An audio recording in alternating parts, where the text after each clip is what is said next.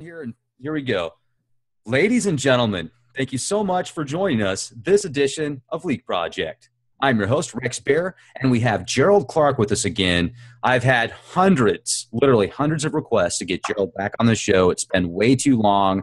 He's had several programs going on where he's actually working on his own film, his own TV series, and he's got this software that he's putting it together with kind of as a rough draft, and I just think it's incredible what he's doing. Now, The Seventh Planet Mercury Rising is one of my favorite books. Also, The Anunnaki of Nibiru, he's author of both of these, and fortunately, I actually have signed copies. But you guys, we're going to get really deep today into Enlil, Enki, the agenda. We're going to connect a lot of dots, and this is going to get deep. We're actually going to go further than we've ever gone before, and we're going to bring out some just very intense information. So if you're not ready to have some paradigm shattered, I would maybe recommend stepping away from this podcast, because the stuff we're going to talk about, if you are of specific religious beliefs or if you've been raised a certain way, it's going to shake you a little bit. And you know, whether that's a good thing or a bad thing on your path, we're certainly not here to change who you are. This is just some information that's been suppressed for so long. And people usually hear about the history of the victors.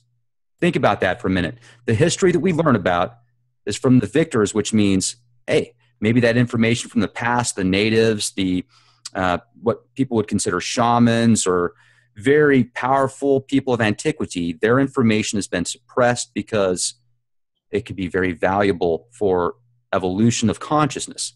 So not your Darwin evolution, talking about spiritual rising. I am really excited to speak with you, Gerald. It's been way too long. Thank you for joining us here at Leak Project. And just to confirm, ladies and gentlemen, I had to try and keep up with Gerald here with the hair because, you know, so we've got Ozzy Stern in the flesh. Actually, it's possessing the Rex Bear archetype right now, and we're trying to keep up with Gerald's hair here. What's going on, buddy? It's been way too long. Not much. You know, actually, we did just catch up on a show, what was it, 2 days ago or yesterday with Jay? So yes. So it must be time for us to talk again. It has been a while, and we've been off doing our own thing, right? So, but you have some questions that came up that sounds like now's the time to bring them to the surface if you're all about them. It really needs to be. Me, I generally don't touch things on the surface. I like deep, but I can be goofy too sometimes. Your glasses are on crooked there, by the way. There's, you know, that's actually supposed to be that way because there's these X-ray laser beams that have actually started to come out of my eyes because I actually just did, went to the WIP facility out there in New Mexico and absorbed some of that radiation. And people think that plutonium is actually bad for you, but what it does is it helps with superpowers. And Marvel was correct. You've got quite a glow. It's a nice look on you. Oh yeah, thank you. It's wonderful. I don't even need a flashlight anymore, even though I do have one of the best in the industry. This bad boy right here. That was my shameless plug. That's a one-tact. Okay, I'm sorry. We're digressing. People are going to shut off. Good you have those glasses on because, you know, that radiation coming out of your eyes would be causing a bloom effect in my software right now. So it's good.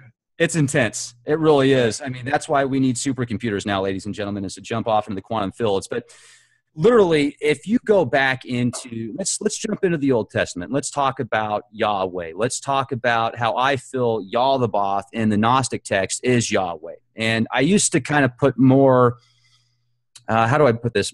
More energy than maybe I should into the archons that were discussed in the secret book of John. I look at that more now as very simple. Give you a closure real quick. The gas truck just showed up and they climb on my roof right here and they make a bunch of noise. Can you hear that right now? Or we're fine. It's okay. Yeah. If it gets bad, that's what's going on. We'll put it on pause, okay?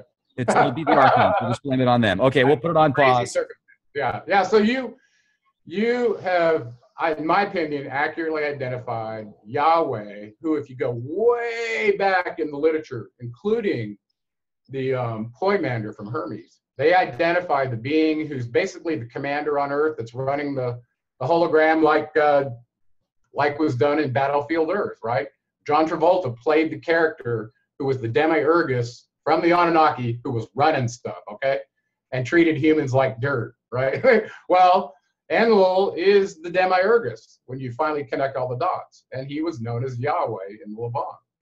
And some people say, well, that name isn't real. It was a tetragrammaton aggregation of 4 different symbols. Okay, well, that may be the case, but His name is listed right beside Yahweh's name in the Lamentations of Ur, which was a city that his son Nannar occupied in the second dynasty. Okay, so the connections are very, very clear. The God of Abraham, Isaac, and Jacob was none other than Enlil Yahweh. And by the way, Mauro Biglino at the Vatican completely agrees with my writings of that in his book. So, and I think many other people see that as well. And it makes sense. He was the highest ranking one on Earth on the Anunnaki Council, the rank of 50, and he was the commander as designated. It's in the literature, so it makes sense that he would be the one basically making the final decisions on what slave implements are used to keep the humans under control. What do you think? Are you with me, Rex? Absolutely. And I'm thinking about the information that Mauro talked about when we did that podcast a while ago, and he totally confirmed what you said, what you've wrote about, and this isn't a Zecharia Sitchin confirmation either. And that's another thing that I really want to talk to you about is the information that you've obtained that confirm these bloodlines and these names, specifically going all the way back to Enki and Enlil. You talked about the Oxford University, different writings of antiquity, that if you could give the specific name so people... Let's just kind of go at this logically. So you hear about, there might be, wow, they're on the roof now, really making some noise. No you hear problem. about the ancient astronauts that supposedly influenced the Sumerians. So you go back and look at their records. They say the Anunnaki were their gods and they made them and they served them and had no problem with it, okay? So as you go further back in time, I lost the track of what the first point was. You wanted to know about how do we get back to Enki and Enlil, right? Exactly. So let's go to the very beginning. So in that process of looking at the Sumerian literature, there's tens of thousands of tablets. Okay, so you're overwhelmed, don't know really where to start.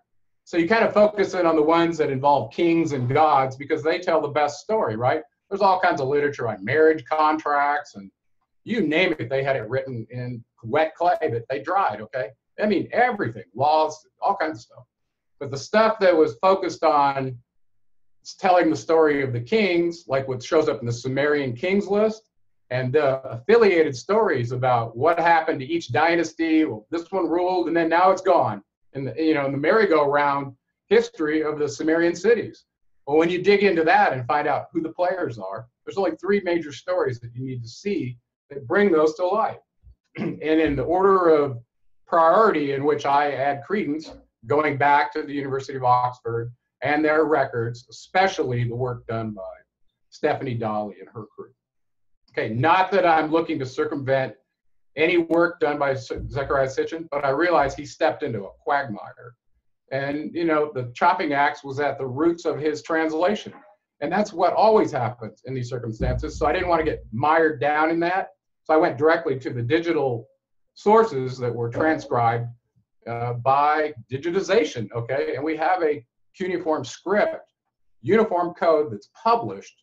You can download it to your computer that tells you what every single cuneiform symbol is. Okay, it's a symbol library. Okay, if you have that, you can read this yourself. Okay, so that said, three major documents come to the surface because they list all the major players that were showing up on the Anunnaki Council. Okay, and that's really where you want to look, is who was marionetting this whole thing, who was in charge, whose mission was this, and everyone else is just an actor on a scene, as far as I'm concerned. So I started there. The Atrahasis was number one for me. That one, I think every human should read. And it's 11 tablets, and it's not that long. But it basically lists some of the major characters, who did what to who, and tells the story of the human creation account, which everybody wants to know. So that one was key for me, number one. Number two was, and actually depending on the degree of a scientist you are, number one might have been the Enuma Elish for you, was how did the universe and our solar system come into being according to their writings. Okay, so Atrahasis and Enuma Elish were 1 and 2 and interchangeable with me.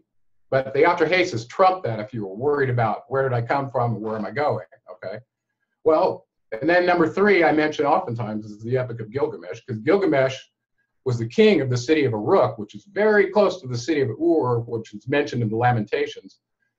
And there were temples there that were dedicated to some of these beings, including Anu, Inanna, and others that were mentioned in this host of characters that we put together on a genealogy table. And I know you've got a genealogy table I sent to you, Rex. I Some do. people, Yeah, it's actually, I've got don't it like backed the up level of again. detail. But as an engineer, when I started seeing all these names from those 3 accounts, I started drawing flow diagrams. Well, who's the son of who? And would they have affinity for that agenda because they're of that bloodline, blah, blah, blah. And it started coming together, right? Well, Enki and Enlil are at the very highest portion of that genealogy table. And you can see mine in the background here too as well on my wall, okay? So right up near the top, you had Anu and his wife Antu that spawned these 2 critters. Anu and Antu had Enki, and Anu and his sister Ki Arash, which is his half-sister, birthed Enlil. So Enlil was the one in line based on their hierarchy of inheritance to be the commander, even on Nibiru, okay? So when he landed on the earth with Enki, those 2 had major problems. Enki being the firstborn and already there established the mission for a very long time. And Enlil showing up going, hey, yo, I may be younger, but I'm in charge and I'm the commander. And they had problems from the very beginning because of that. Probably had problems way back on Nibiru as well over that same issue, birthright issue. So that kind of puts some of the key players of the Anunnaki Council out on the table that show up in the Atrahasis, the Enuma Elish, and the Epic of Gilgamesh. And through that synthesis of those documents, you'll see that they went by other names, depending on which culture they were in. You with me? I am. So I went on a monologue there, and I got us back to the connection to Enki and Enlil. So what are your questions about these guys? So, I mean, I've seen the film Jupiter Ascending, which reminds me of this because, and it's got this intergalactic war going on where there's these aristocrats that are literally, they've got deeds of planets, and Earth is one of those deeds. And at the very top level of this extraterrestrial race is a what looks like a white male. You know, I mean, it's a white guy. It's not a reptilian. Yeah, it's yeah. not. I liked it, and actually there was a lot of truth I think got spilled in that movie. That's why I'm bringing it up, is because I was going to ask you about that. Do you think that might be representing Enlil in a sense, or something in reference to that? Well, you have to go, if you go back to the Enuma Elish and look at the planets that were assigned to the Anunnaki, of the 12 planets that they had listed, Nibiru being the 12th one, Jupiter was Enlil's planet. So, let me jump in. I got to ask. Another name for him was Thor. Okay, so when you see Marvel portraying this supposed being carrying a hammer that's there to protect humanity, that's just the opposite of what the truth is. That's just the opposite, and that's Thor is Enlil. Thor is Enlil. Valiant Thor was the one that showed up in the White House. Remember? Yeah, absolutely, from Venus supposedly. Look up Valiant Thor on the internet. Listen, he's been here in the United States since the end of World War II, running stuff, whether you like it or not. Okay? These were the tall whites that Paul Hellier pointed out occupying Indian Springs since the end of World War II that came over with Paperclip Project. Same ones. It's Enlil's clan. Well, I mean, are there tall whites with Enki also? I mean, maybe the tall whites. Yeah, well, yeah, they were all tall, and and the avatars that they happened to choose per culture, they could change them. Okay. Well, it looks like in Sumer they were, you know, kind of tall, light-skinned with the reddish hair. You've seen the bodies from Iran that were in stasis, right? I think they look. You think the cone heads are the Anunnaki? Huh? Sorry to interrupt. Do you think that the elongated skulls that have been found with the red hair, like a lot of stuff that L.A. Marzulli, you know, you can call them the Nephilim? Yeah, I think they're either the Gigi or they're actually some of the Anunnaki themselves. And I think the Gigi were a subrace of the Anunnaki. Definitely. You know, because I look at some of these petroglyphs and these Sumerian tablets and then the archetypes that are put together, and you'll see these very tall people. And then underneath them, you'll see like the Egyptian slave workers, which I'm thinking to myself, okay, are these the humans that they're portraying? That's kind of what's going through my mind. And let's get into this for a minute. You know, if the pyramids were created by the Anunnaki, if these ancient structures that they're finding. Let's talk about that point real quick, because this keeps coming up, and I want to put my 2 cents in on what the literature says about construction of the Giza pyramid. Okay, this is not me saying it. This is what's coming from the literature. Okay, the same literature that told you about these lower dimensional beings that came into our dimension and are occupying bodies of high authority, just like in the movie They Live. Okay, I know this is coming up. It came up on Alex Jones with Joe Rogan. It's come up multiple times. The fact that this is happening and it's tied to child sacrifice with Pizzagate, now you understand, okay, this is not coming from humans. This is an alien thing that's being done to harvest humans. Okay, and I don't want to get off track on that, but they're very much connected. You know, I remember watching a movie called Cabin in the Woods, and I would strongly recommend anybody that has a chance to listen to this podcast, watch the film, because it starts off and you think it's going to be a cheesy horror flick, but then come to find out the entire agenda, it literally has alphabet agencies and these underground networks that are connected to this energy force, and there's these sacrifices that have to take place at a certain time. If these sacrifices don't take place, then the entire system collapses. And I'm not going to give away the entire story, but it's really good, and just the symbology behind it, it makes you realize that you go back to the sacrifices that you hear about, the blood rituals and the bloodlettings all the way back thousands of years. Well, maybe that stuff is still going on now. And you know what? I'm not going to say who, but I talked to somebody. Real quick. I just want to say this before I forget, because I'm on a roll here. Or at least I'm on a roll in my own mind. There was a gentleman that I spoke to the other day, very good person, good soul. He's a Native American. He's got some very powerful ties.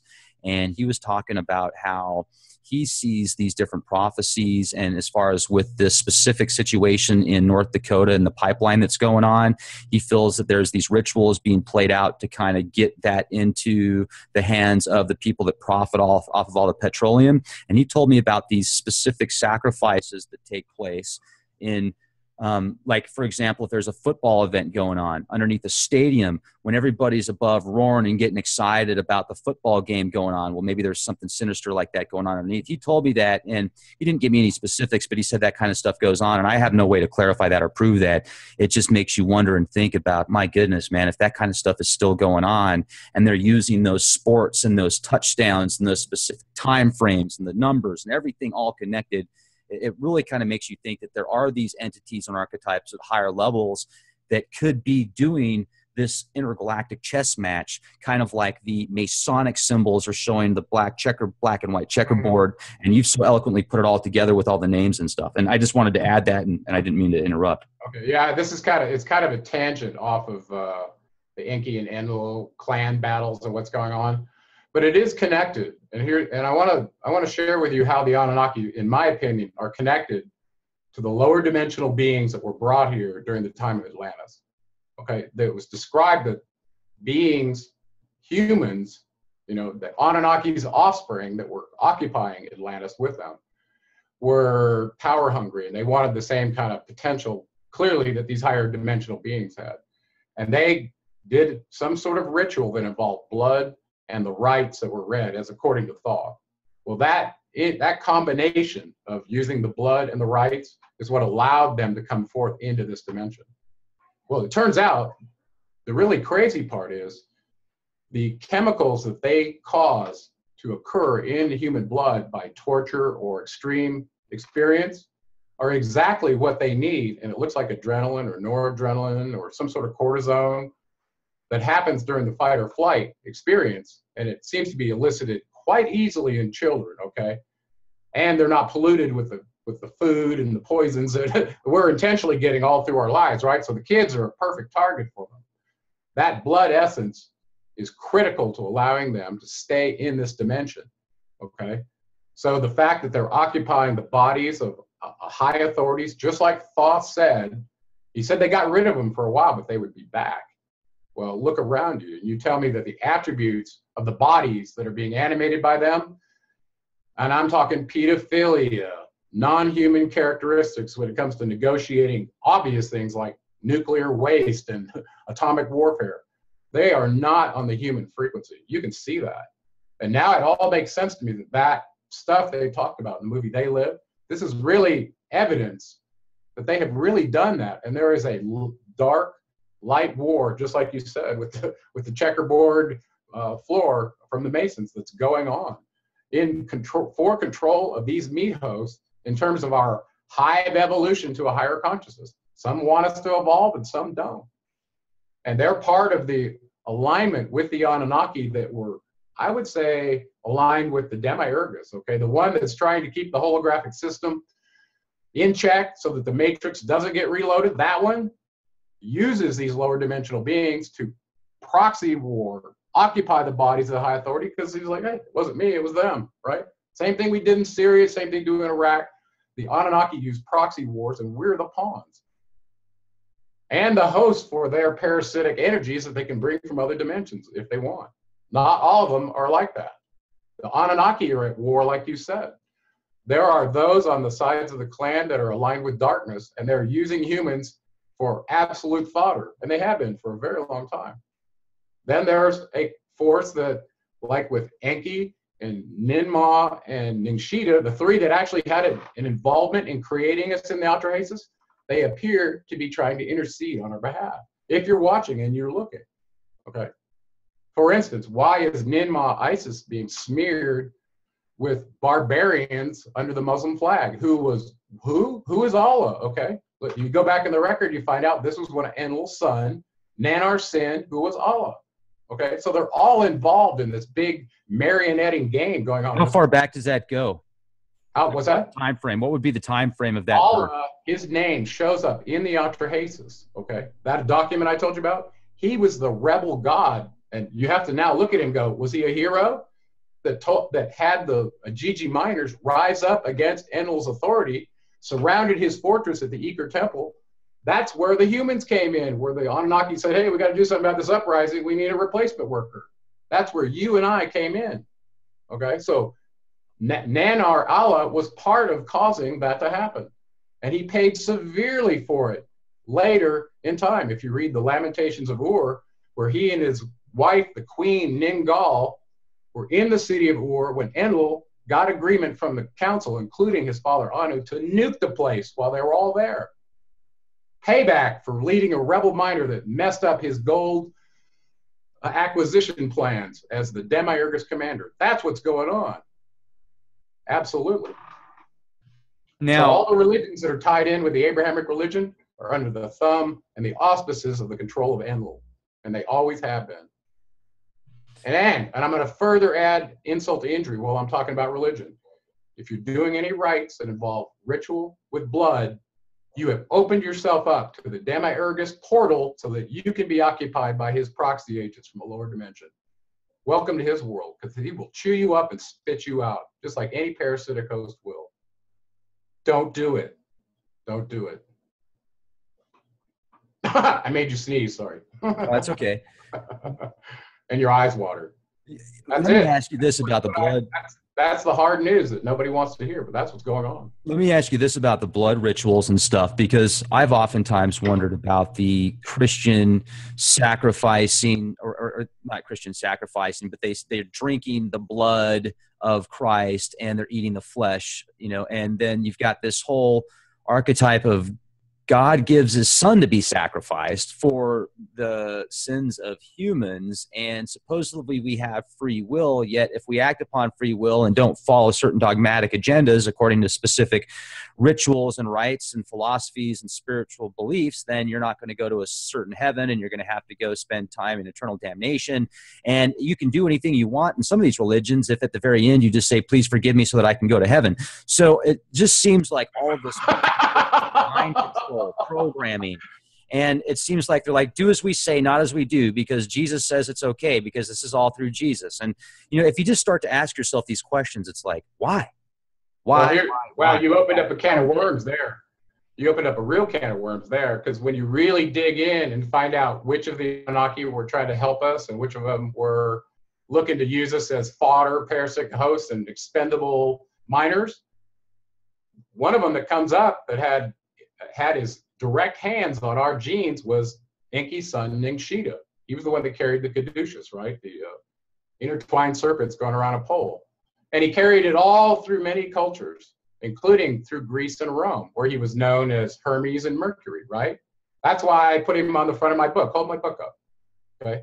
That's why he's my hero, because he stuck his damn neck out for the humans that have been enslaved, try to help you. Okay, and he gives you the secrets of how to get out of the Demiurgus system if you want to. You don't have to. You can stay here and get marionetted all you want, but he gives you the way out. And this is knowledge that penetrates all space and time. It's immortal, eternal knowledge when you read his words, and the spark is in you to receive them. It's very powerful. But he's the real deal for me. So. It's interesting because I would like to talk more about Thoth or Toth. There's people refer to him with different sounds, but certainly if you look at the history that's available in certain literature, he seems to be a very kind archetype. I mean, he brings knowledge, he brings numbers, he brings math, he brings magic, and essentially magic in and of itself, in my opinion, ladies and gentlemen, if you refer to something as magic, do you think? Do you breathe?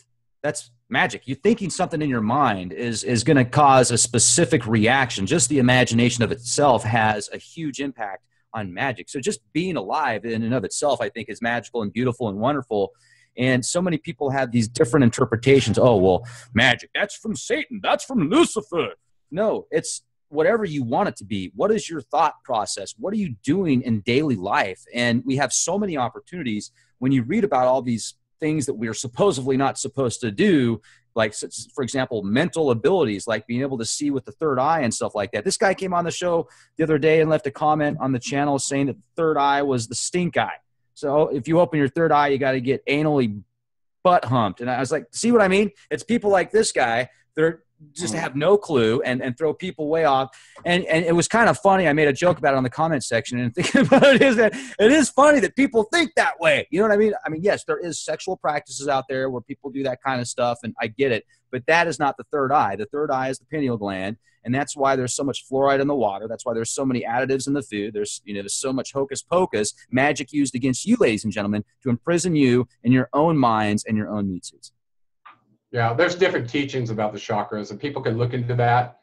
The pituitary gland is right between your eyes. The pineal gland is recessed on the top, which is your crown chakra. But the real point about that is I want to bring up is, and I'm giving credence to Thoth again, who supposedly wrote over 35,000 books himself.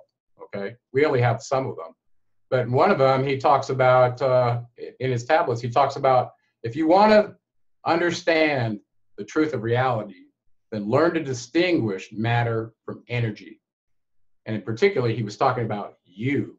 Distinguish your energy from matter. Well, where are the energy points in our body? We can see brain waves. We can read heartbeat pulses in like 60 beats a minute, whatever. We can sense the different frequencies of the human body.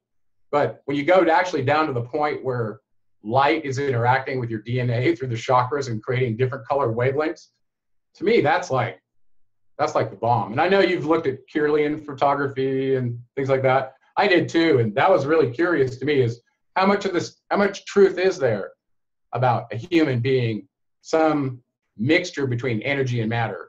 And what does it look like? How does it, which one has precedence? Is it the energy or the matter, And I looked into this in my structure practice for almost 10 years, correlating structural changes in the human body relative to gravity with what it was doing visually with energy. And I did this in frequency and with light. And after a while, I was like, yeah, as an electrical engineer, I'm like, yeah, I get that. The structure's deviated right here. The energy along the paraspinal or along the spinal conductor gets impeded. There's no cerebral spinal fluid flow like there should be from here to here. Nerve ganglia are pinched because of the transverse process of the vertebral spine. I get it, okay? The chakra shuts down there, okay? So whenever your structure is damaged, your energy is not optimal, okay? That's what I found out. I wrote an equation based on that, okay? So this is, to me, it's just science. For people hearing about the energy body for the first time and all this esoteric stuff and how it ties to other dimensions, they're like, dude, get grounded, have some coffee and relax because you're out in space. But the reality is, this is the truth of our holographic reality. And it's weirder than science fiction. The truth of the nature of the physics of our reality is bizarre. But when you get good with that, some of this other stuff may not be so fanciful to you. Where do you think we are right now in this global chess match, intergalactic battle? And do you feel that it's going to be in perpetuity? And I'll ask more questions after that. Well, what evidence we have so far is we did this on the Anunnaki series. We did a special called Calendar Quarrel. And did you see that one? Where we went all the way back to the beginnings of the calendar and walked forward with it. Well, it's very clear to me, and I've been saying this all along, that the Anunnaki term limits on their Council of 12 was tied to the zodiac. And they've as much told you that by affiliating their names with planets and all the other stuff they did, okay? So in accordance with what I understand is their rank 50 is the Demiurgus commander of the earth. Rank 60 is higher. It's for the top of the council, which is held by the king of Nibiru, which appeared to be Anu at the time when we were looking at the Sumerian documents. But that could have changed over a zodiacal house. So every 2,160 years, if you use the equivalence model of the zodiacal house, there's going to be a change on that council. And what humans see as their reality is going to change significantly. So if you've got an Enlilite in who's aligned with the Demiurgus that wants to see you used as fodder in the mines, and it changes over to an Enkiite that's like about empowering you, giving you an opportunity to go higher on your ascension path, the best you can in this dimension, you're going to see a different version of reality big time. And I think that's happening right now. We just came to the end of the age of, and we entered the age of Aquarius, right? Ending Pisces, entering Aquarius. Well, we're probably partial of 1 degree into the zodiacal house. So how much leeway do you think the Anunnaki clans give each other, either side of the zodiacal house, to clean up the last gig that they had and implement the new one? Right? Maybe it's a whole zodiacal degree, which might be 72 years. I don't know. But I think we're in the first degree of Aquarius, and you're seeing the old house getting taken down and the new zodiacal house rulers coming in and taking over. And from what I can tell, the last house of Pisces was completely ruled by Enlil's clan. And by the way, if you go back to the Olympian Council gods, the 12 major gods on the Olympian Council, Zeus was number 1. That was Enlil. And many of the other council members on the Olympian Council were Enlilites as well. They weren't affiliated with Enki. One of the primary ones that was on that council that was affiliated with Enki was Hermes. Okay, this was another incarnation of the Nigshita character who became Mercury, right? So he was kind of a mix between Enki and Enlil in his bloodlines. So that brings up a whole nother dimension to this cosmic battle between these clans. It's not very clear cut. You know, this one was born of this one, so he's on that side. They crossed over, they intermarried, they tried to end feuds by the old way of having this one's daughter marry that king and that kind of stuff. But it went on a lot. So I hope that helps clarify some of their complex interactions. And we want, you know, from a right-wing Christian standpoint, we want them all to be fallen angels. They're the ones that did it to us, and they're all demons.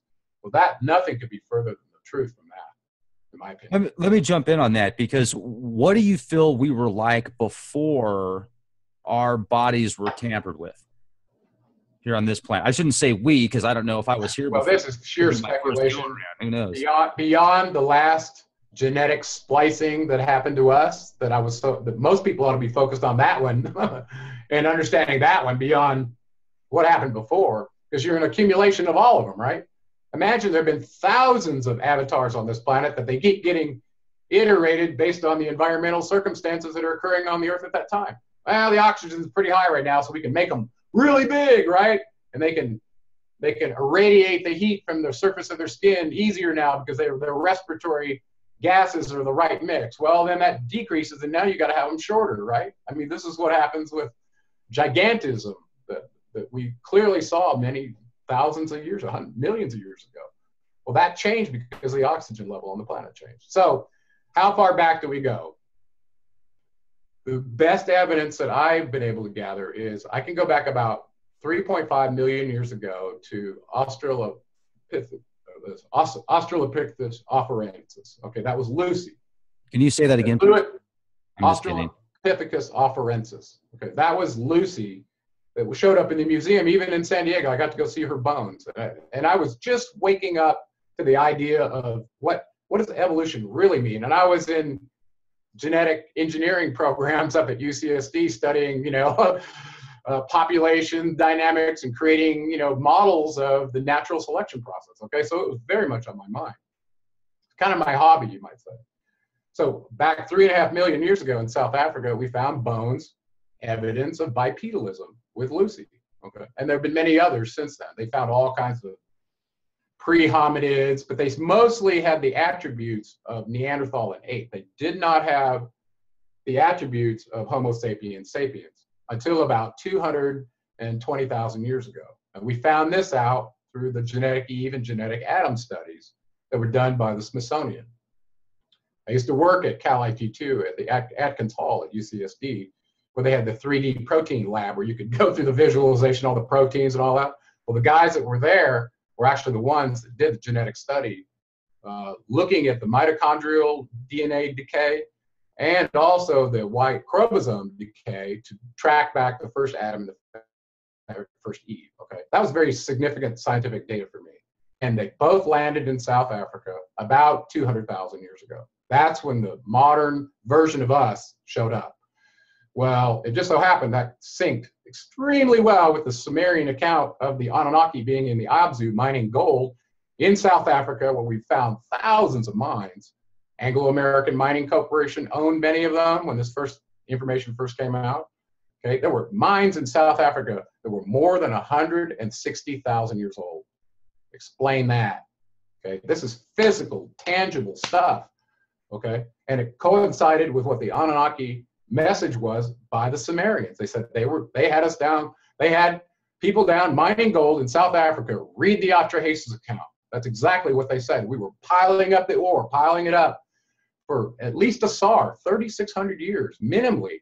These guys were in those mines, digging gold, okay? There's physical, tangible evidence of that. It's been carbon dated to show that's true.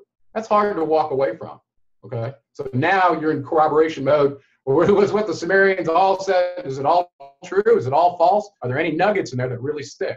That one sticks, okay? And it caused people to go down there and verify this, like my, okay? That's a reality. Then all of a sudden you find all these circular stone houses all over the landscape that supposedly were only 300 years old from the Dinka tribe. Well, that's not true either. They're very ancient structures all over South Africa, surrounding where the gold mines were, okay? So it all starts coming together that what the Sumerians were telling us, some of it might have been true. And now you see that Enki and Enlil, they were very much involved in these mining operations. Enki even talks about on Atlantis mining orichalcum, the only place they could find it. And he was known as he of the copper mines, okay? Enki was an engineer and a scientist who knew about resources all over the planet, all over the galaxy. Right? So, and you read Battlefield Earth when you compare and contrast these two characters. And anybody who hasn't read the full decology, the 10-book series from L. Ron Hubbard, forget about his Dianetics and all that other crap. He was a science fiction writer way before that. And I think he got turned on to the Sumerian story because he very accurately portrays the Demiurgus commander and the crazy, wild-eyed scientist Enki and how those two interacted through that whole series. It is hilarious, but it's very insightful in understanding what went on between those two in their battle for Earth.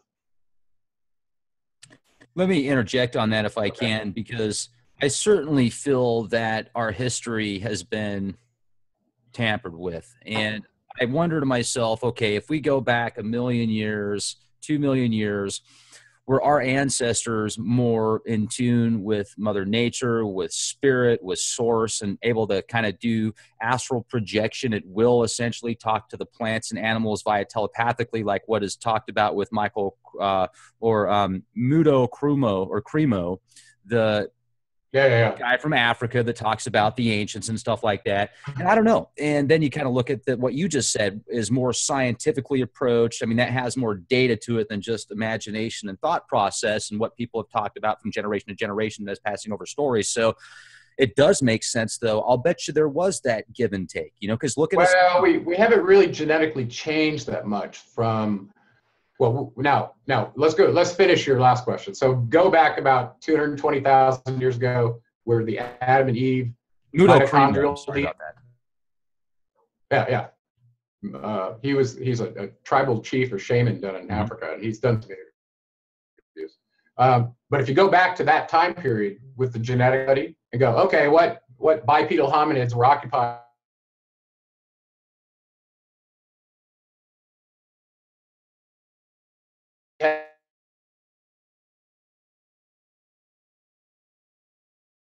This is the claim he could experiment with on to possibly produce a primitive worker like the Atrahasis said.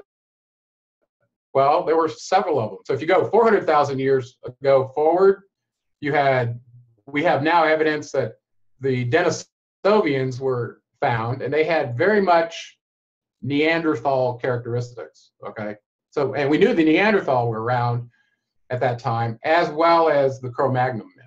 Okay, and then there's several others as well, but there were bipedal hominids around, primitive. They had ape-like structures, not human structures though, that were used for the genetic experiments as described in the Atrahasis. And they didn't try just one; they tried it with various animals, animal combinations, and finally at the end, it looks like they decided to use some of their own DNA because they couldn't get what they wanted. So I truly believe that it's probably Neanderthal. I'm 90% convinced it was Neanderthal, and possibly 10% Cro-Magnon or some mix, and some mixture of their DNA. We don't know exactly to what extent they clamped their DNA that they gave us, but clearly it was. What about the Rh negative bloodline? Have you ever looked deep into that? What's that? The Rh negative bloodline. Have you been able to I looked into it for a while. There have been a lot of claims. People are trying to say, well, I've got this blood, so I must be from the Anunnaki directly. I think that the claims are all over the board. There's 16% of the populace that looks like they're Rh negative. It's interesting that blood is incompatible with Rh positive blood. I'm not sure why. That's a very unusual thing. It could have something to do with some combination of later genetic mutations trying to make this host more accessible to this avatar host and another host. I don't truly know exactly what they were up to with that. I'm going to add to that because I've actually got some personal friends that have that specific blood type. They've got the extra vertebrae. They've got some very incredible ties to aristocrats in England. They've got some very fascinating life experiences that I'm not going to get into. And it is absolutely incredible. Their psychic abilities, their intuition, the weird paranormal stuff that tends to revolve around them. Plus, some of them have the elongated skulls, not as intense as you would see about with Akhenaten, but elongated skulls also. It's just very fascinating. Well, there's so many strange, I don't know, cryptozoological issues going on with humans. I mean, look at all the kids in China that were able to do absolutely fantastic, crazy mental feats, like reading up a wadded piece of paper they put in their arm, and just bizarre things, and thousands of them, not just one. Mm-hmm. What's going on with are we getting augmented real time with these upgrades that are showing up in the populace? Probably. So, are you ready for your upgrade, Ozzy? Oh yeah, big time. Beam me up, man. I'll tell you, I'm ready to go on a cruise on the Cosmos Silver Surfer style. I like the DNA meta packet kind of theory. When you look at DNA, it breaks down into a quad code. And certainly if you look at this construct that we reside in, it does seem very simulation aspect, but that doesn't mean it's not real. I feel that even once we wake up or go to the next side, essentially from this specific meat host, does that mean that now we're in a facility that we don't have holographic reality anymore? It's all physical matter, so you can't look at a physical piece underneath the microscope and see there's hollow there. I mean, there's too many questions. I think it's just the opposite. I think you go back when you lose the meat anchor, as Thoth describes, your true essence is light. So light has the unique properties that it's the most unmanifested energy that can turn into anything else. So if you want it, so think of it from that standpoint. If you go, I want to be Ozzy Stern riding a horse Pegasus on Mars while I deliver this message, you can do that. Okay, that's the process of quantum encryption encoding light into material form that we talk about with learning. Okay, this is what came out of the Masters of the Far East. It's a scientific understanding of how the creator of all creates matter. And when you get that, you start to see the entire constructs of the holographic universe and how you fit into it. Because you are nothing more than a creation of matter from light, like everything else. Energy and matter just change form, okay? Back and forth, back and forth. And the matter part of it is the illusory part of it, because eventually it's going to deteriorate and turn back into its essence, which is energy.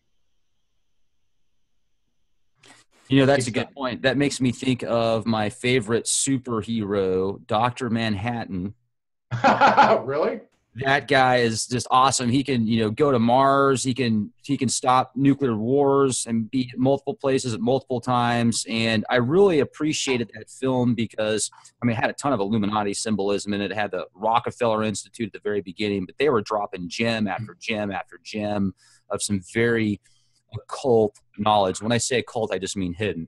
Now, that specific film, Watchers, one of my favorites of all time, it had just so much involved in it. And I could so relate with Dr. Manhattan when he was going through that mindset of like, why do I care for these humans anymore? Because they're just killing themselves and they're so primitive in thought. You know, he's out there contemplating all that stuff on Mars, and then that, you know, his girlfriend's like, hey, snap out of it. You know, you got to help us out. We're human. We fight, we live, we make mistakes. And he kind of realizes that and goes back to his senses and helps out the humans. But it's unbelievable the different mindsets that we can really achieve if we just break out of these just silly dualistic paradigms. Sometimes we tend to be our enemy, you know? Yeah. You know, for some reason, you jarred a memory of mine relative to the story from the Bible where they're going to try to rescue Lot from the city of Sodom, right? He's gone there and he's being held captive, and God sends two of his angels to go see if there are any righteous people in the city before he destroys it, right? This is Enlil, by the way, and he's talking to none other than his son, Ninurta, while this is going on. Okay, and Abram is along for the ride, so Abram is talking to him as well, and he's like, well, what if there are 50 righteous people in the city? Will you nuke it then? And it's funny, he uses his symbol number of his rank when he poses this question to him. He goes, wow, now if you find 50, I won't destroy it. Remember this conversation? And he's like playing the logic game with Yahweh, okay? And he's like, well, what if there's only 10? Would you destroy it then? No, show me 10. And then he comes down to go, he's like, because he knows Lot is in the city, okay, with his wife Sarah. And he knows he's going there to get them because he views him as the only righteous one in the city, right? But he's playing this game like this Dr. Manhattan, thinking on Mars like, oh, all the humans are bad, I'm just going to destroy them all. And then somebody comes along and goes, well, what if there's just one that's good? Would you help that one? Like that, right? Freaking bizarre perspective to think that happened. So, but yeah, that's how they thought. They thought about us. You know, they created us, and they're like picking us apart. Like, look, they don't do very well in gravity. Look how slumped over they are. Their meat host antennas are never going to connect to it. We got them good, right? Just making fun of us a little bit. Yeah, making fun of us a little bit. But they created us. It's like making fun of your I, Frankenstein, right? Look, he keeps losing his temper over here. We're going to have to look at that parameter in the program. Maybe we can fix it. I don't know. It's kind of entertaining. Let it go. I don't know. You know, just, well, what is it about us humans that entertain the shit out of them that they let us run free reign like this? It's our consciousness. It's our spirit. It's our essence. Because they might have created or helped create our physical meat suits here, but they certainly didn't create us. And no. Well, this is where it gets a little crazy, okay? When you go back to the Atrahasis, Enki's talking about doing this ritual where he creates his first Adamu, right? The atom. Just like in the Nag Hammadi secret book of John. Oh my God, it is just crazy. And you know, and he's like, well, I'm going to do this washing on the 7th and the 15th, and then we're going to offer up this Ajiji over here, and he even names who it is. We're going to kill him, take his spirit out of him, put it into that one, and then you'll hear his heartbeat drum forever, and he'll have our mark. That's what it says. Well, that's crazy, dude. That's the carbon atom, 6 protons, 6 neutrons, 6 electrons. That is a Frankenstein moment. Okay, I bring this up on radio, and people can't seem to grasp this. Did you get what I asked on that? Energy out of this one and stick it in that one. What kind of entity are you? That, right? and that's talked about in the Secret Book of John as well. Yaldabaoth, essentially, they try and go after Eve. They try and go after Adam because once he breathes his air, his life into Adam, he realizes that he made a mistake, and now Adam Yeah, has more power than all a him. lie. You read the Bible, the same thing that goes along with it. Exactly. Enlil makes the claim that I created the humans. He didn't have a damn thing to do with it. He was on the council that agreed to let it happen. Okay, but he was really upset about it. You know, Did not like the fact that his brother's genetics were being used to create a primitive workforce that could rival his command. What you're telling me is so, when you read these books of antiquity, and it's very symbolic, and if you put it together the way that we're doing it right now, it just seems to me that this makes a lot more sense logically, so people can take faith and actually connect it with science and information and speculation and conspiracy and critical thinking. It's all intertwining here. We didn't finish that part. That's really important, okay, when you're talking about faith, okay? The reality is, my research and many others, if you'll dig in, there were Anunnaki beings who were aligned with life forces that were trying to help you out of your primitive enslaved trap that you were born into. And Thoth was one of the key ones that did that, made a deal with higher forces in the Poimander, if you want to take the time to go read it. It's in Manly P. Hall's book, Secret Teachings of All Ages. He made a deal with a very high level entity, I truly believe it was the creator of all, to teach the mysteries on this planet to the humans, to get them out of their enslavement, to allow them to participate in this evolution of consciousness that he was all about. That's what the caduceus represents. It's an alchemical symbol that represents the transformation of energy into a higher state where you have wings of Hermes, okay? That was his job, to wake you up. And he definitely has opposition all through the ages, okay? But his knowledge has always been there, okay? So I don't know how I got back off into that. Well, that was good. And but that being, that very being, guess what? When you look into the record, that very being was known as many avatar names. He was known as Buddha, known as Jesus, known as Hermes, known as Ningshita, known as Mercury, and Melchizedek, and many other names. Okay, Melchizedek was the king of the city of Salem, which was in northern Israel before Enlil sent in Abram to destroy it through genocide. Look it up. He had a fortress there called Zion. Okay, you think there's not a connection to Zionism and the war between Yahweh and Ningshita Thoth, Jesus, to wake us up? The Demiurgus' mission was to keep you dumbed down, stupid as a slave. Whereas Jesus' mission was to wake you up to the kingdom within. That's exactly what Thoth teaches in the Emerald Tablets. Read it closely. He teaches you how. They're the one and the same being. So all you that are caught up in the right-wing religion, promoting Jesus, and at the same time in your, I don't know, entertainment sequence, saying the word Yahweh, you are ruining what you're doing. They've mixed the two together, truth and a lie, and you're swallowing the lie. Get rid of the Yahweh and glom to the Jesus, and you got it right. And then find out what his other names were and what his other roles were, and all through culture as his agent to wake humans up, to allow you to have the fullest experience that he designed you to have. He was a geneticist. He put his mark on you. Don't forget that. Read the Atrahasis. He's in there. Who's Ra? Ra is Marduk. That was Enki's first son, born of his wife Damkina and himself. Look at your genealogy table. December 25th. December 25th, and the connection to Ra. Can we go there? Because Christmas is... Well, actually, it's not so much... Well, there's a whole idea of them wanting to affiliate with different planets, okay? Enki was affiliated with Neptune. Enlil had Jupiter. Mars was Aries in the Greek, okay? So they each have their own planets. The one that chose the sun, they were very much in competition for it. For the sun and Venus, the two that seemed to come up the most, they were in competition. Saturn belonged to Anu. There was no competition over that. That was his, okay? Now, when it came to the sun, though, you had original solar deities that were affiliating with them, and the whole ritual had to do with the solstice event, okay? Where you reach winter solstice, 3 days later, the sun turns around and starts going back the other way. So you have this dying, rising ritual It was all through the alchemical principles relative to the sun, which they viewed as the source of light. Okay.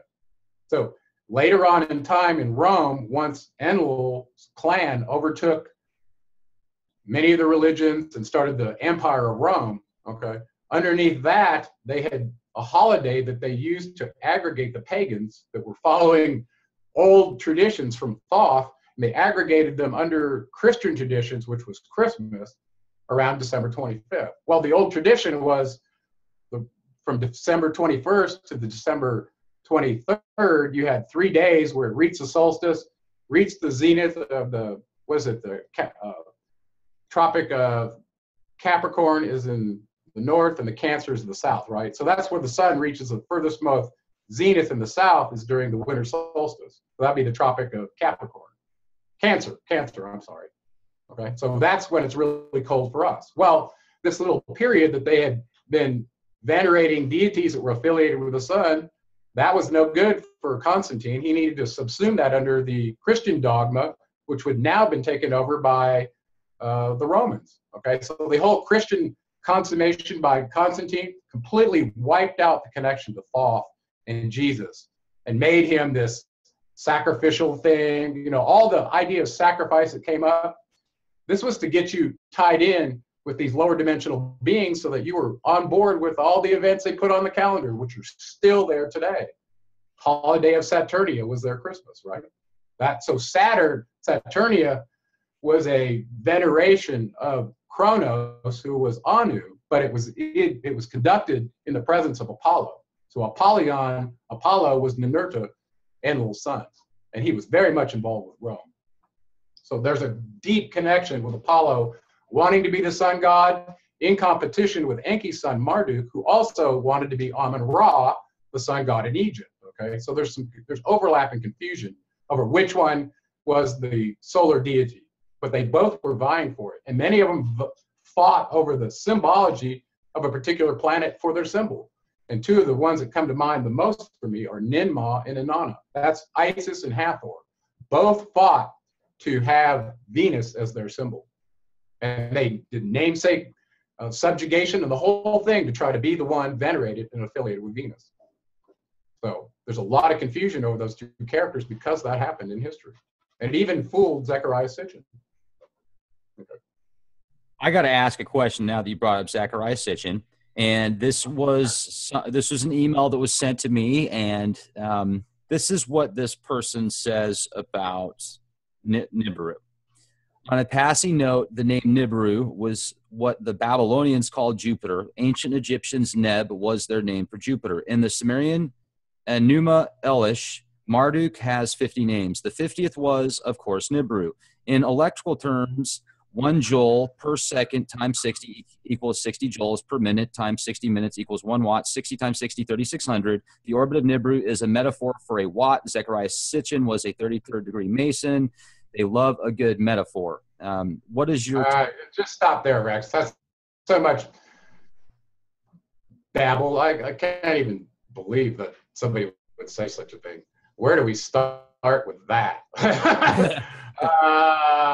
I mean, I appreciate the theory. You know, this person adding symbology to stories that are written in black and white. Go read it again.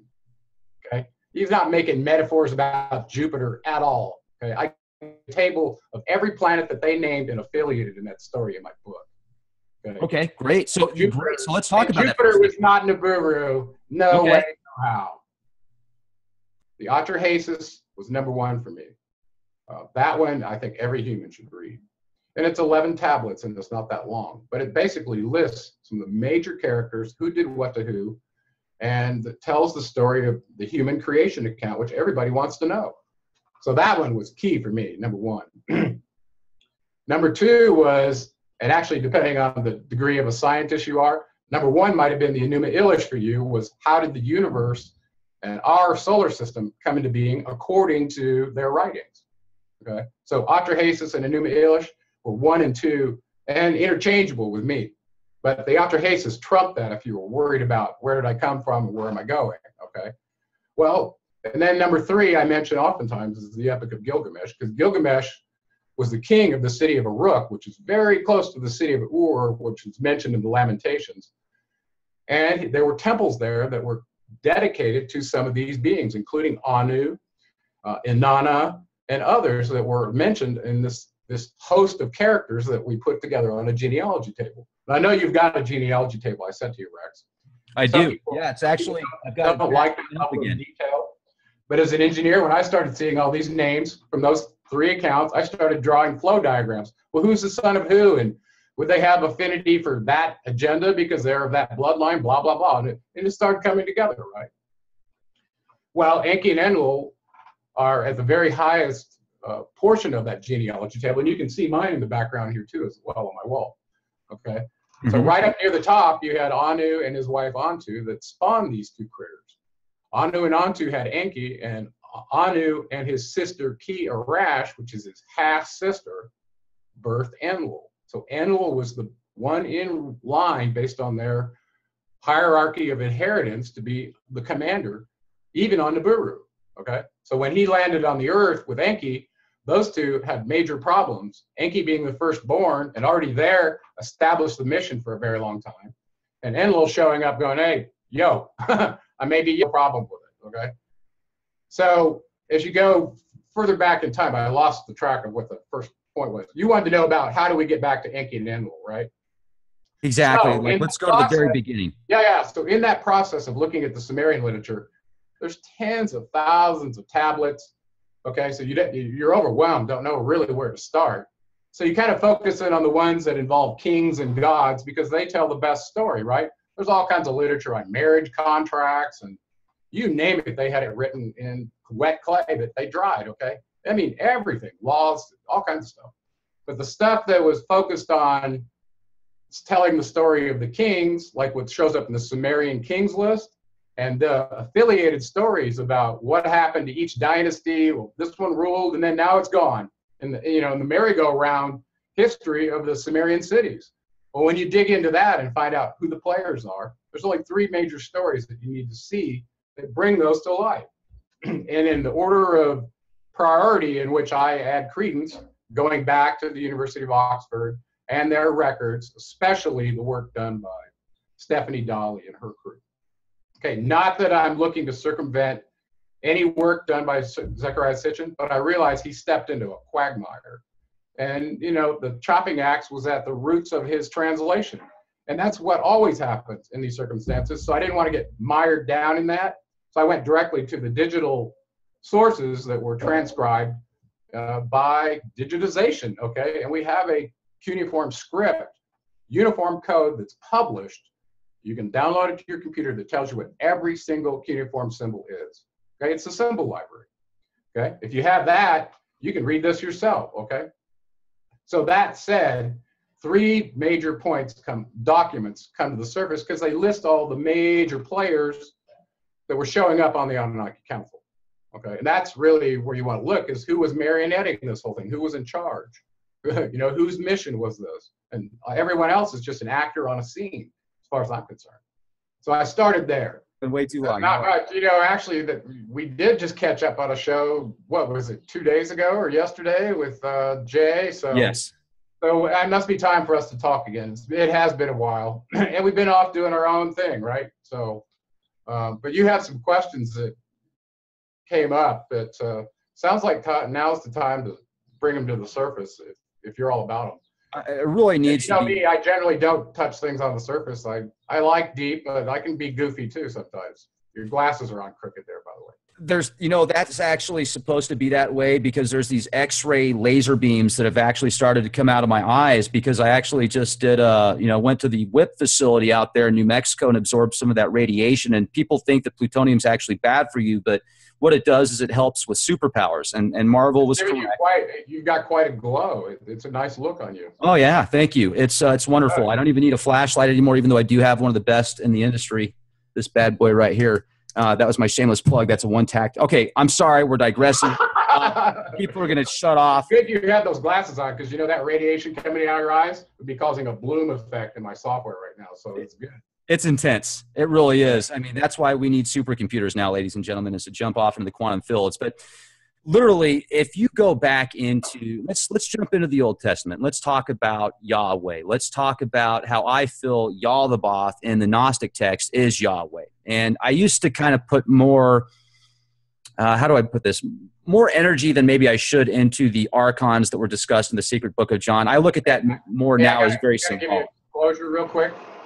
The gas truck just showed up and they climb on my roof right here and they make a bunch of noise. Can you hear that right now, or are we're fine? It's okay. Yeah. If it gets bad, that's what's going on. We'll put it on pause, okay? It'll be the archons. We'll just blame it on them. Okay, we'll put it on pause. Yeah. So you have, in my opinion, accurately identified Yahweh, who, if you go way back in the literature, including the Poimander from Hermes, they identified the being who's basically the commander on Earth that's running the whole. Here we go. Ladies and gentlemen, thank you so much for joining us this edition of Leak Project. I'm your host, Rex Bear, and we have Gerald Clark with us again. I've had hundreds, literally hundreds of requests to get Gerald back on the show. It's been way too long.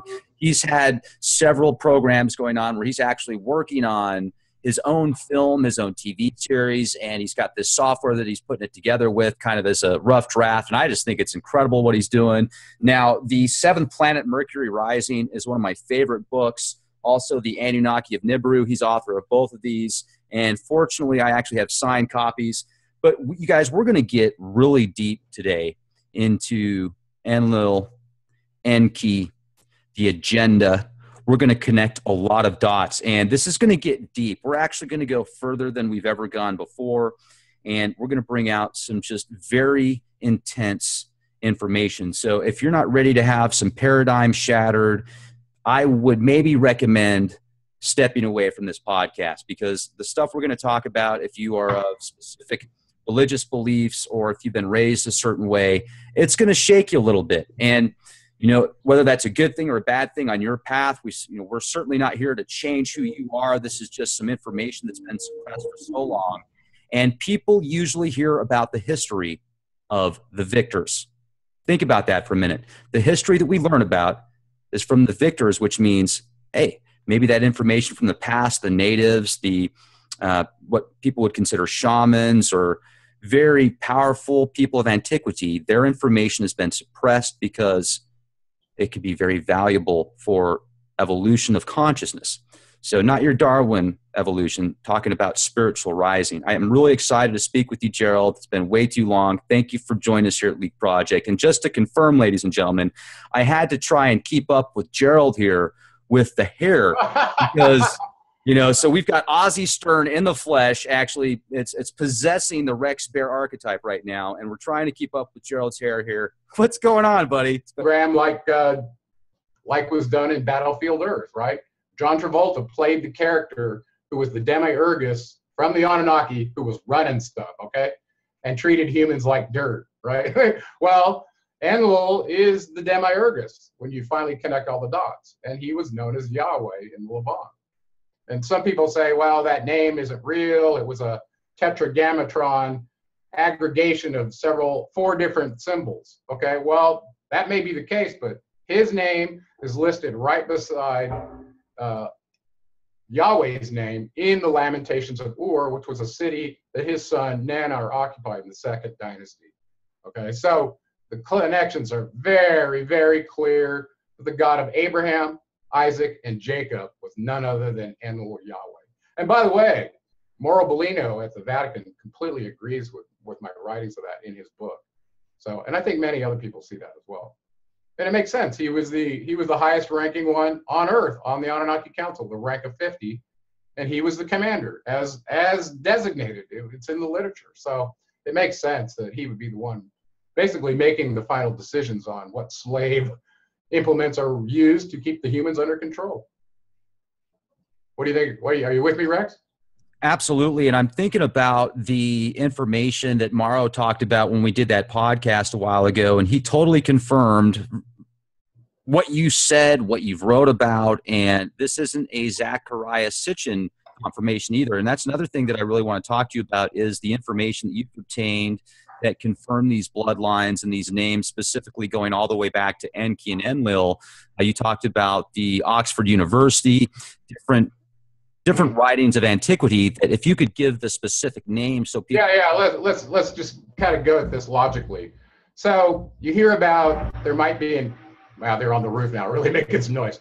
No you hear problem. about the ancient astronauts that supposedly influenced the Sumerians. So you go back and look at their records. They say the Anunnaki were their gods and they made them and they served them and had no